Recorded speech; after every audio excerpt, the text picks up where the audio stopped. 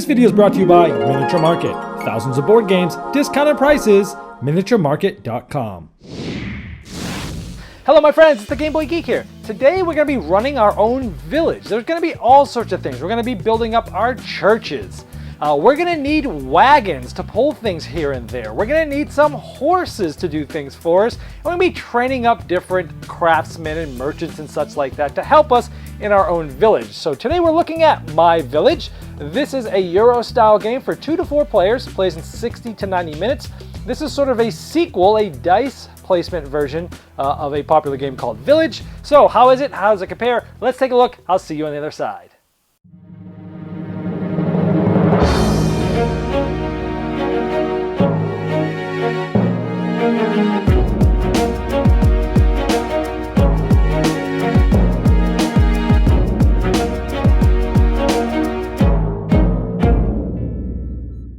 Now here we have Village set up for a 4-player game, and as you can see, there's lots of things going on. We got boards, we've got cards everywhere, you've got your own player board. Let's take a look at how the game works. Over the course of the game, you're going to be spending actions which take time.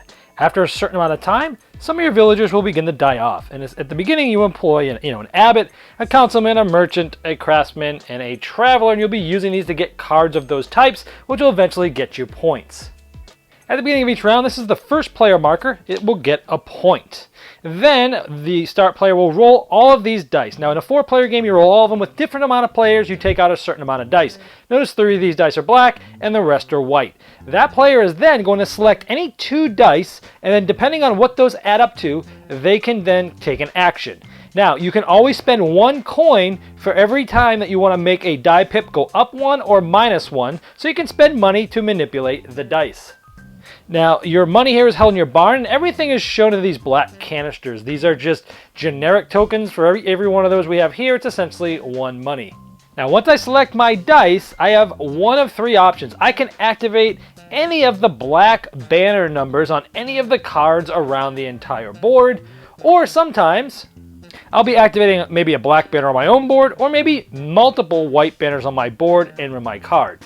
Let's show you each of these examples. Now let's say I take this 7. It's 2 white dice. I'm going to take the 4 and the 3. I'm not going to manipulate the dice with my money or anything like that. We're going to use the 7. We take it out of the pool, and then we activate. Now I can activate any 1 black banner card out here that I want. All of these are traveler cards. They're all 7s. Some of them have things. This is just, I spend 7, I spend 2 time, and then I flip it over for one of these points, 2, 3, or 4. Here you do need different things. I would need to spend 2 time, and I need to have either a horse or 2 money. A horse or 2 money, and then I can flip this over. Here I could have either a wagon or 2 money, and so on and so forth. Here's just a bunch of money, and here's a wagon or a horse and some money. So in this case, I can just buy this. I'm going to spend my thing here. I'm going to go 7. I've activated this, and because all I had to do was use time for this, I activated this black banner. It cost me 2 time, and then I just flip it over, and I got 2 points right off the bat for not doing pretty much that much. I would just move this 2 time, 1, 2, that would be the end of my turn, it'd be the next player's turn. However, let's say I really wanted that 7, but let's say there was no other way to do it but use one of these black dice. Maybe I had to use the black 5 and the 2. Anytime you use a black die, you're going to spend 2 additional time for each black die. If I did that, I would have had to move this 2 more, if that's what I had to do. Now, eventually this is going to come around, and once it passes this bridge, you'll see it has a Grim Reaper here. He's supposed to stand up, but it's kind of loose. It doesn't stand that well. But anyway, just for the video I showed you here, so one of your guys has to die. Essentially, you have to take any one of your guys and kill them off. And this is important because once somebody's gone there, you can no longer activate any of the cards that's there because they're not there to do that. Now let's say I just killed my councilman. So first I would put him here because this is the red councilman, and I'm the first player to kill a councilman, so I would get 2 points. And anytime you get points in this game, they go in your little tree here. These are not necessarily safe. I'll tell you why in just a moment. Because also when somebody dies, you have to roll the rat die. 6. The rat goes up. 1, 2, 3, 4, 5, 6. It starts in different spots depending on how many players they are, and it's in the red. This means next time it could possibly get to an infestation. If at some point it's going to get here, then everybody loses half of the points on their tree divided by 2, rounded down. So if this had just happened, I would have lost half of that rounded down, so I would have had to throw the 2 away and put back 1. So how do we get these points? Well, for an action on your turn, you can take any 2 dice and 1 time and move this guy up. This gets you one more coin that you'd place on your barn. And then on a subsequent turn, you could use 2 dice again for your turn to either move down here and add 3 more points to the tree, or you can move back here. If you move back here, you take all the points on your tree, and now they're safe and they can be used at the end of the game. It's sort of a little press your luck mechanism there as well. And if someone kills a second councilman, it goes here, and that player will get 1 point. And if any further councilmen are killed, they're going to start filling up this graveyard because these are all generic graves. The game is sort of a timer that, depending on the amount of players, however many total dead people are there, that's when the game will end. Now remember, the turns are quick here, and everyone just does one thing, but at the beginning of every turn, 1 point gets added here. If someone uses a 4 or a 10, they basically take this, they take all these points away, they put them on their tree as I showed you before, they flip this over, nobody else can grab it this round. At the beginning of the next round, they are now first player. This is how you steal points and become the first players. Use your turn activating it with a 4 or 10 summation of the dice. So we're mostly talking about activating these black banners. This needs a 4 or a 10. And what the merchant does is he allows you to grab any number of these cards. If you spend 1 time, you can grab 1, all the way up to spending 3 time in a coin, you could grab 4 of them, and everywhere in between. And you can grab these, and these are essentially going to allow you to do certain things and get points. For example, later on, I could activate this with a 3 or 11. It's going to cost a time, and as long as I have a caravan, I can flip it over and it tells you how many points I'm going to get. So you can see what items you might need. This one I need 2 sets of ale, and then I can go it over and I can use any dice to do that. Some of them this needs a 2 or a 12. It's a sort of a plow, and then I can flip it over and get 3 points later. So when you buy these using this 4 or 10, you stick them where your merchant is. Now this is sort of a engine building element, because now on a future turn, remember, if I use dice and I activate something with a 3 or an 11, for example, I can activate all the white banners on my board that have a 3, basically in this case a 3. So I could activate both of these at the same time, so you're trying a lot of times to get the white banners that all have the same numbers.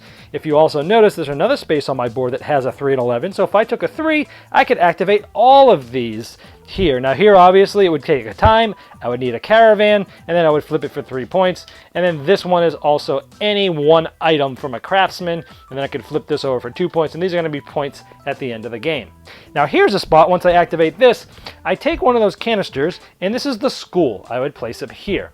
On a subsequent turn, if I go here again, I can either go up here and now resurrect a person that was killed off. Let's say he was killed off earlier. This guy would now move here, now he's alive, and I can start using cards here again.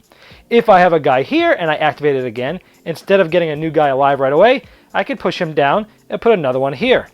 Now if I do it again, I go here and I can add a time, or I can add a time and I get a person and 2 points. So this is sort of the engine of retraining your people to come back in after they've been killed off. Now, I've talked a lot about having certain items, and you get those from these craft cards. Again, using your turn to get 1 card by spending the summation of those dice, and you'll essentially get certain things like a horse, a plow, ale, or a wagon. And so if I bought this, for example, it would cost me 2 time, and I would get a wagon, and I'd get to place something right on it. So I would get this card, I spent 2 time on my board, and I would activate it, and then I would be able to actually put this here. Now I have 1 wagon. Now later on, if I use a 9 as a white banner action on my board, essentially, I could add another one. I could have 2 wagons, because as we've seen, sometimes you need wagons and such to do certain things. Now there's also monk cards and church cards. And for these monk cards, essentially you'd activate them, you'd need certain things, but once you activate them, they have some windows on the back of them. And they typically give you some special abilities. I'm not going to go over all of them, but some of them let you take extra actions and things like that. And so once I've spent the time, the dice, and had all the stuff that I needed to give up, and then I do some special action, and then I would flip it over, and many of these have windows. At the end of the game, however many windows I have showing on these cards, it'll show me 3 windows, 7 points, 4 windows, 10 points. So it's sort of a set collection here on windows. And these other church cards, this one gets you a window, this one allows you to avoid losing people from the rat infestation, and some special abilities here as well. Now these are the council member red cards. These, you can only have 1 of them a piece. You use a 2 or a 12 to grab this card, which is hard. And you spend 2 time, but you get one of these. You get to put it next to any place on your board or one of your cards, and then you can activate that as a 2 or a 12 along with any other 2 or 12s on your board because it's a white banner. You'd also get a point, and then you flip this over and you actually get to add, let's say, one of these, and this allows you to turn this in the this is called the meeting place. You could turn this in to change a die to any value you want, and then you spend it. Or you could activate this and essentially add another one here later. And some of these other cards are all 3s, but they could just get you money or more people, or any random wild card items and things like that that you could add to the council member. And finally, the harvest fields. You don't need a person to activate these. They're always active. You spend an 11, you spend a time, you get a coin, and you flip this over. And then this would go on your board. And in the future, this is obviously going to be 1 point at the end. And for an 11, you could activate this, spend a time, and get a coin. And it allows you to store a plow here from one of your other cards. And if you do have a plow there, you get an additional coin when you activate that. And that's essentially the game. Once the certain amount of graveyards is filled from people dying, you end the game depending on how many people are playing. And then you go through each of the guilds or people in the game. There's 4 players here. You go through each of the colors, the monks, the councilmen, the fields, the travelers, and you'd score the certain points that are flipped over, and some of them score a little bit differently, but essentially you'll write all the scores down, and whoever has the most is the winner. All right, well, there is my village, and this one's from Pegasus Spiel, and I actually have never even played the original village. I know, throw tomatoes at me. I'm just, unfortunately, so busy trying to get all the reviews done for new stuff. I don't have time to go back and play a lot of the gems that I would like to, but many of the people that I did play this with had played the original village. More on that later. Now, the game itself, first of all, artwork's awesome, components are awesome. Once you learn the iconography, it's okay. You just have to look at it a little bit at the beginning, but then it's pretty clear. This game takes up a lot of table space. I mean, you've got that board in the middle, and you've got all those cards spread all around there. Then everyone's got their own board, and then their cards start to spread out. You need a pretty large table to play this game if you're playing with all 4 people. Now, the game itself is pretty straight Euro. I mean, it's a tight Euro. You're managing resources, you're managing money, you're managing the dice. You're trying to figure out how to turn this into that into points. So it's a pretty straight Euro. Now, the thing that sort of makes it feel a little different is the big thing in this game is it's my village. You're doing a lot of stuff on your board, and you're using the dice to do that. Now, there was another game last year that came out with this sort of mechanism I really liked. It was a Euro game like this called El Gaucho, and it ended up being one of my favorites of the year because I like that mechanism where the first player rolls all the dice, and then they take 2 and it goes around, and if you're first player order, you're going to get a lot of choices, where if you're later on, not so much. But you can manipulate the dice. There's that council member that allows you to really change it to everything if you've got it. You can spend money to then manipulate the dice up or down pips for every coin. So there are ways to mitigate that dice. Plus, if you get stuck with dice that you don't really like, well, what are you going to do next? At least they give you some spots on the board and some spots on some of the cards that have question marks, which mean you can use any 2 dice. So you're never really totally stuck. You might not be able to do the exact thing that you hope to be able to do that turn if you're later in turn order, unless you have a lot of money to then, change the pips. But money's tight in this game too, I think. So it's a tight Euro. I really like the aspect of that rat. The rat infestation with as people die, it's kind of sort of a game clock, and you've got that push your luck element as to, okay, how many are you looking around? How many more people are going to be dying soon? Should I go back to the tree and get my points and bring them forward, or is it not enough to worry about it? Some interesting things there. Some people that don't like to feel like they're being forced to do something, those people probably won't like that aspect of the game because some people just like to have it completely open and not feel like they're forced. If you're going to be getting some points, they're going to be going there. You're going to be losing half of them if you completely ignore it. Some people won't like that. I thought it was cool. I thought it was thematic. We liked moving the guy up and down. It actually caused some of the biggest roars in the game when somebody rolled a 6, boom, and the rat went and people lost points, ha ha ha, and people laughed. And I actually like that aspect. So it is a pretty straight, tight Euro with that dice manipulation, a little mix there. So now the people that had played Village with me that did play this actually liked this quite a bit, and the best thing they liked about it was that dice manipulation because it was so different from the card play of the original game. So overall, I haven't played the original, but this one's it's a good Euro. It's a little too straight Euro for my liking. It's a little too dry for me.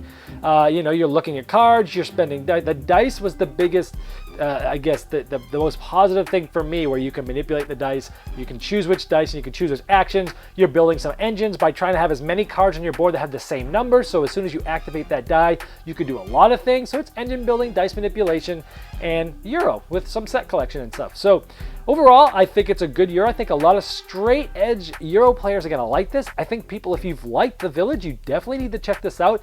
You probably know whether you like dice manipulation or not, so you'll probably weigh yay or nay on this one. But even if you haven't played Village and you like dice manipulation and taking actions that way, it's one to check out. A little too straight for my personal preference, but I think you should know whether this is for you from now, and that's my Village. This video was sponsored by Miniature Market's Review Corner. The Review Corner features podcasts, video, and written game reviews by gamers for gamers. Miniature Market, the online gaming superstore. Thousands of board games, discounted prices. Check them out at miniaturemarket.com.